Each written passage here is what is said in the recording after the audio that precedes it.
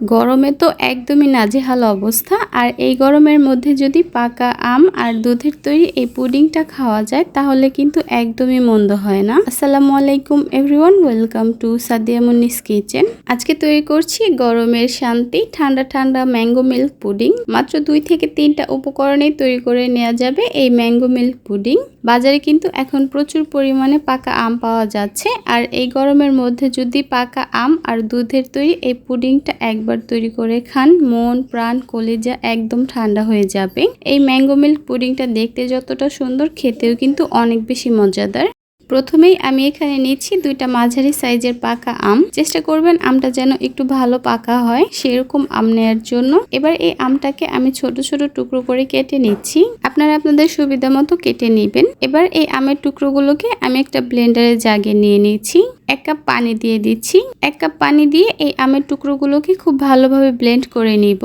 Blend করা হয়ে গেলে আমের এই পিউরিটাকে একটা ছাঁকনিতে করে ছেঁকে নিচ্ছি। আমের যেন কোনো লাম্পস না থাকে, তাই এইভাবে ছাঁকনিতে করে ছেঁকে নিয়েছি। আর অবশ্যই আমের পিউরিটাকে এভাবে ছেঁকে নেওয়ার চেষ্টা করবেন। প্রয়োজন হলে আপনারা কিন্তু এখানে আরও পানি অ্যাড করতে পারেন। এবার আমি এই আমের পিউরির সঙ্গে এখানে দিয়ে দিচ্ছি 1/4 কাপ চিনি। যেহেতু পাকা আম অনেক বেশি মিষ্টি, তাই আমি এখানে খুব বেশি চিনি দিব না। আপনারা আপনাদের পছন্দ মতো চিনিটা কমিয়ে অথবা বাড়িয়ে অ্যাড করে নেবেন। এরপর এখানে দিয়ে দিচ্ছি আগার আগার পাউডার 1 চা চামচ। এবার এই সব কিছুকে আমি একসঙ্গে খুব ভালোভাবে মিশিয়ে নিব। সবকিছু ভালোভাবে মিশিয়ে নেওয়া হয়ে গেলে এই প্যানটাকে চুলায় বসিয়ে দিয়েছি। যে কোনো তরল খাবারকে জমানোর জন্য বা জেলো তৈরি করার জন্য আগার আগারটা ব্যবহার করা হয়। আর এই আগার আগার পাউডারটা কিন্তু গরম অবস্থায় মিশানো যাবে না, অবশ্যই ঠান্ডা থাকা অবস্থায় ভালোভাবে মিশিয়ে নিতে হবে। চুলার হিটটাকে মিডিয়ামে রেখে আমি এই মিশ্রণটাকে অনবরত নেড়ে চেড়ে জাল করে নিচ্ছি। শুরু থেকে শেষ পর্যন্ত এই মিশ্রণটাকে অনবরত নাড়তে থাকতে হবে।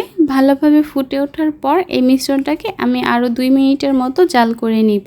2 মিনিট জাল করার পর এবার আমি এই মিশ্রণটাকে চুলা থেকে নামিয়ে নিচ্ছি। এরপর একটা ছড়ানো পাত্রে ঢেলে নিচ্ছি। আর এই কাজটা কিন্তু খুব দ্রুতই করতে হবে, কারণ মিশ্রণটা কিন্তু খুবই জলদি জমে যাবে।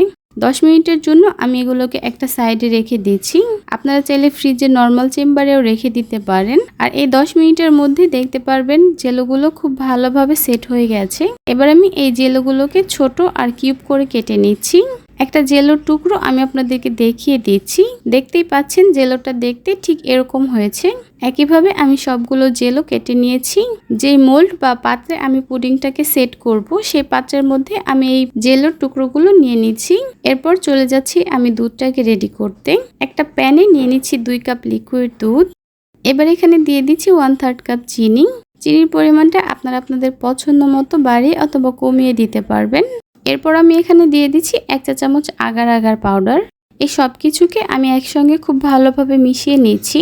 এরপর চুলাটা অন করে দিচ্ছি। এরপর অনবরত নেড়ে চেড়ে এই দুধটাকে আমি ভালোভাবে জাল করে নিচ্ছি।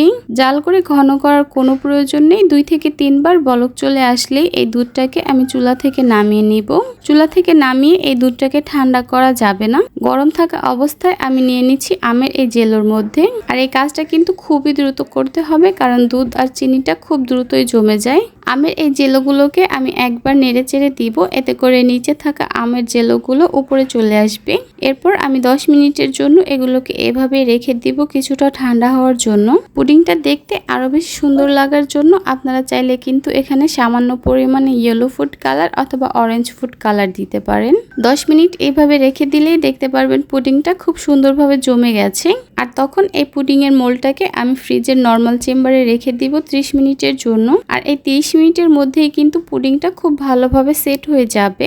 এবার একটা নাইফ দিয়ে মোল্ডের চারপাশ থেকে আমি পুডিংটাকে ছাড়িয়ে নিয়েছি। এরপর পুডিংটাকে আমি ডিমোল্ড করে নিব। দেখতেই পাচ্ছেন মাশাআল্লাহ পুডিংটা দেখতে কতটা লোভনীয় হয়েছে আর কতটা পারফেক্ট ভাবে তৈরি হয়েছে। আমি এই পুডিংটাকে আপনাদেরকে কেটে দেখিয়ে দিচ্ছি। পুডিংটা কাটার পরে আসলে পুডিং এর আসল সৌন্দর্যটা দেখা যাবে। দেখতেই পাচ্ছেন পুডিংটা দেখতে কতটা লোভনীয় হয়েছে। যেমনটা বলেছিলাম, ম্যাঙ্গো মিল্ক পুডিং তৈরি করা একদমই সহজ আর খেতেও কিন্তু অনেক বেশি মজা। এরকম 1 পিস ঠান্ডা ঠান্ডা ম্যাঙ্গো মিল্ক পুডিং খেলে এক নিমিষেই কিন্তু মন প্রাণ কলিজা ঠান্ডা হয়ে যাবে। আশা করছি আমার আজকের এই রেসিপিটি আপনাদের কাছে খুবই ভালো লেগেছে আর সহজও লেগেছে। তাহলে আজকে এ পর্যন্তই। সবাই অনেক বেশি ভালো থাকবেন, সুস্থ থাকবেন। আল্লাহ হাফেজ।